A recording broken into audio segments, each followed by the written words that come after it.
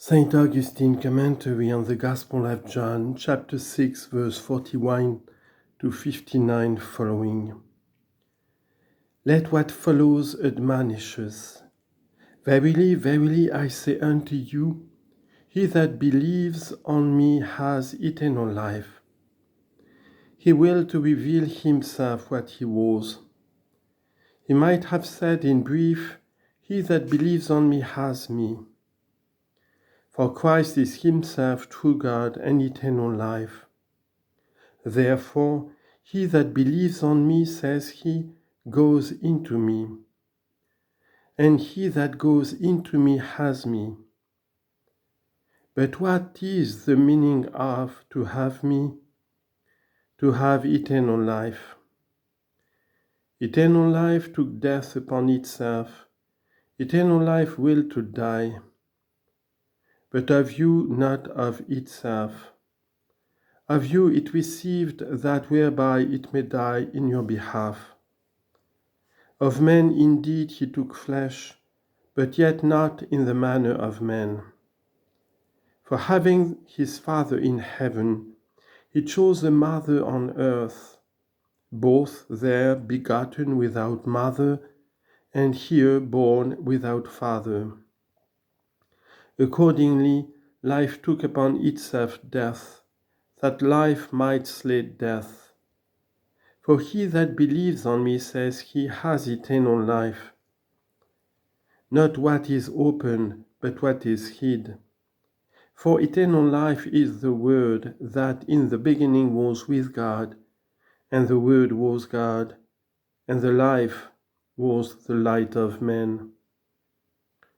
The same eternal life gave eternal life also to the flesh, which it assumed. He came to die, but on the third day he rose again. Between the Word taking flesh and the flesh rising again, death which came between was consumed. I am, says he, the bread of life. And what was the source of their pride? Your fathers, says he, did eat manna in the wilderness and are dead. What is it whereof you are proud? They ate manna and are dead. Why they ate and are dead? Because they believed that which they saw, what they saw not, they did not understand. Therefore were they your fathers, because you are like them. For so far, my brethren, as relates to this visible corporeal death, do not we to die who eat the bread that comes down from heaven? They die just as we shall die, so far as I said, as relates to the visible and carnal death of this body. But so far as relates to that death, concerning which the Lord warns us by fear, and in which their fathers died. Moses ate manna, Aaron ate manna, Phinehas ate manna, and many ate manna, who were pleasing to the Lord, and they are not dead. Why? Because they understood the visible food spiritually, hungered spiritually, tasted spiritually, that they might be filled spiritually. For even if we at this day receive visible food, but the sacrament is one thing, the virtue of the sacrament another.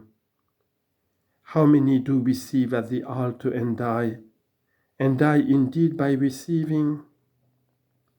Whence the apostle says, eats and drinks judgment to himself. 1 Corinthians chapter 11, verse 29. For it was not the mouthful given by the Lord that was the poison to Judas. And yet he took it, and when he took it, the enemy entered into him, not because he received an evil thing, but because he, being evil, received a good thing in an evil way. See you then, brethren, that you eat the heavenly bread in a spiritual sense, bring innocence to the altar. Though your sins are daily, at least let them not be deadly. Before you approach the altar, consider well what you are to say. Forgive us our debts even as we forgive our debtors.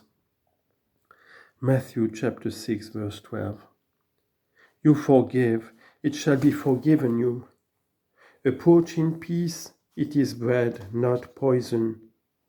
But whether you forgive, for if you do not forgive, you lie, and lie to him whom you can't deceive. You can lie to God, but you cannot deceive God. He knows, and what you do. He knows what you do. He sees you within, examines you within, inspects within, judges within, and within he either condemns or crowns. But the fathers of these Jews were evil fathers of evil sons, unbelieving fathers of unbelieving sons, murmuring fathers of murmurers. For in no other thing is that people said to have offended the Lord more than in murmuring against God.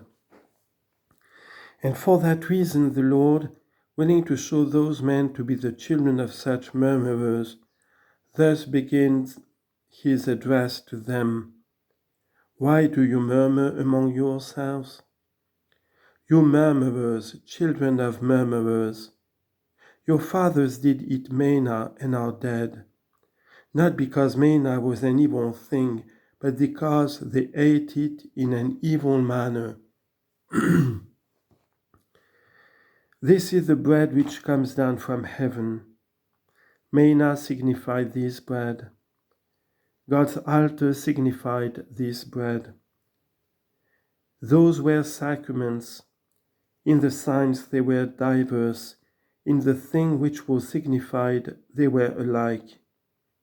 Here the apostle, for I would not that you should be ignorant, brethren, says he, that all our fathers were under the cloud, and all passed through the sea, and were all baptized unto Moses in the cloud and in the sea, and did all eat the same spiritual meat.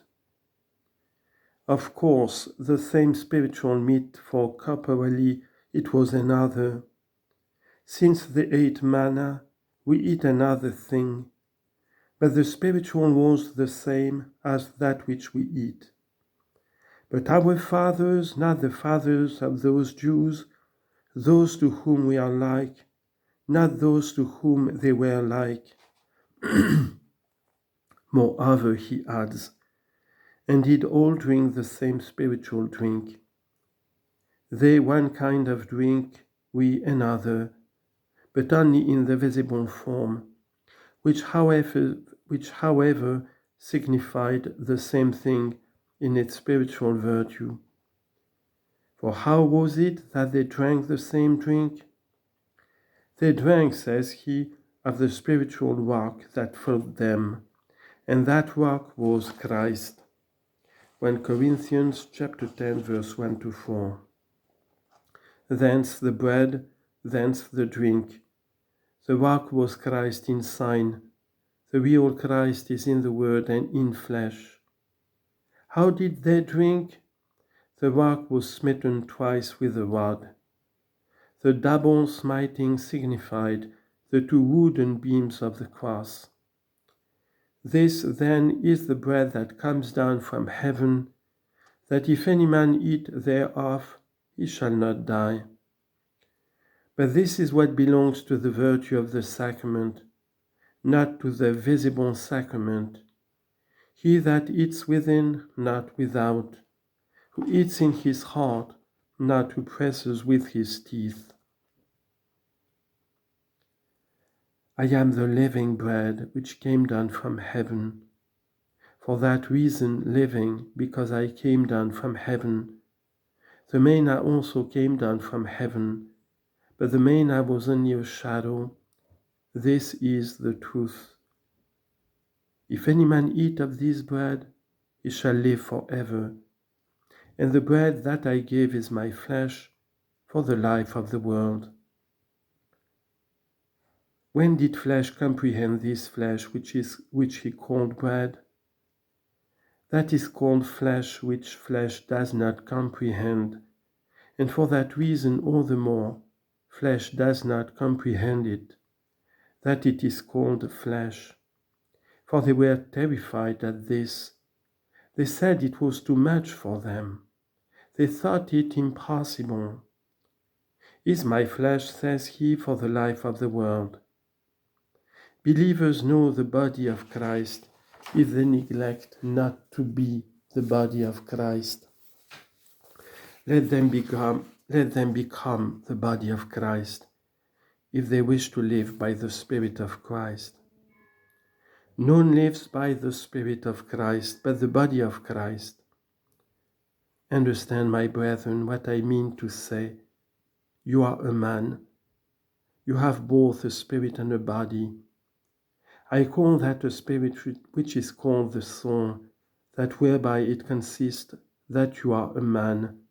For you consist of soul and body.